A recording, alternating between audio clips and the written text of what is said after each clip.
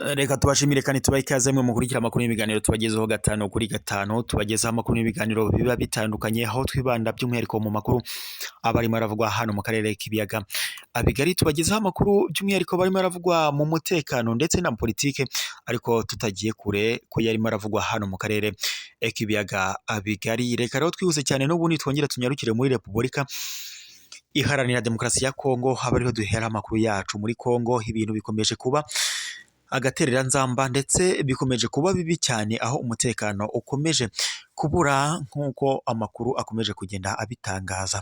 Nk'uko rero bikomeje kugenda bishyirwa ahagaragara muri Kongo, umutekano ntabwo wifashe neza.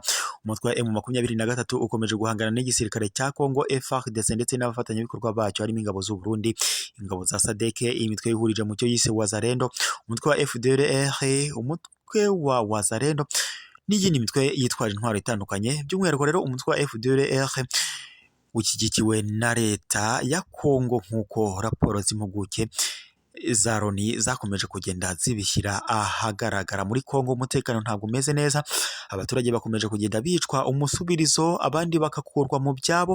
Mu mujyi wa Goma hakomeje kuvugwa ubwicanyi butandukanye, aho rero igisirikare cya Kongo FARDC ndetse ndetse n'umutwe witwaje intwaro wa Wazalendo aribo bakomeje kugenda bavugwa muri ubu bwicanyi bukomeje gukorerwa abaturage mu mujyi wa Goma, nk'uko biri gutangazwa n'ubundi. Ndetse siho honyine hakomeje kuvugwa umutekano muke, ndetse no mu ntara ya Ituri muri Kivu y'Amajyepfo naho hakomeje kuvugwa umutekano muke. Kuri ubu rero biri kuvuga ko muri Kongo by'umwihariko mu ntara ya Ituri ibigo bigera kuri 80 byaba byafunze imiryango, nk'uko amakuru aturuka muri iki gihugu akomeje kugenda abitangaza. Nk'uko biri gutangazwa, umutekano muke uterwa n'imitwe yitwaje intwaro iri muri Kongo ibarizwa nyine mu ntara ya Ituri muri Repubulika Iharanira Demokarasi ya Kongo, yatumye ibigo bigera kuri 80 bifunga imiryango, by'umwihariko mu duce twa Irumu, Jugu ndetse na Mambasa, nk'uko amakuru aturuka muri iyi ntara yakomeje kugenda abitangaza, cyangwa se n'umuyobozi w'iyi ntara yakomeje kugenda abishyira ahagaragara, Jean-Jacques Masumbuko. Rero umuyobozi w'intara ushinzwe amashuri abanza, ayisumbuye ndetse na tekinike mu ntara ya Ituri yatangaje iyi mibare kuri uyu wa kabiri tariki ya 30 Mata 2024, ubwo yari mu mujyi wa Bunia ubwo nyine hizihizwaga umunsi w'uburezi mu gihugu cya Kongo. Nk'uko rero yakomeje kugenda abitangaza, yakomeje kugenda ahamagarira abashinzwe umutekano kugarura amahoro n'umutekano mu turere aho umutekano muke ukomeje kurangwa, bityo abanyeshuri bakabasha gusubira ku masomo yabo. Yagize ati, turasaba ko inzego z'umutekano zakaza umutekano kugira ngo amashuri arenga 80 yongere afungure. Kuva muri Gicurasi 2021 intara ya Ituri yaranzwe no kwibasirwa n'imitwe yitwaje intwaro yagiye ibuza amahwemo abaturage bamwe ndetse ikabambura ubuzima bwabo, abandi bakavanwa mu byabo.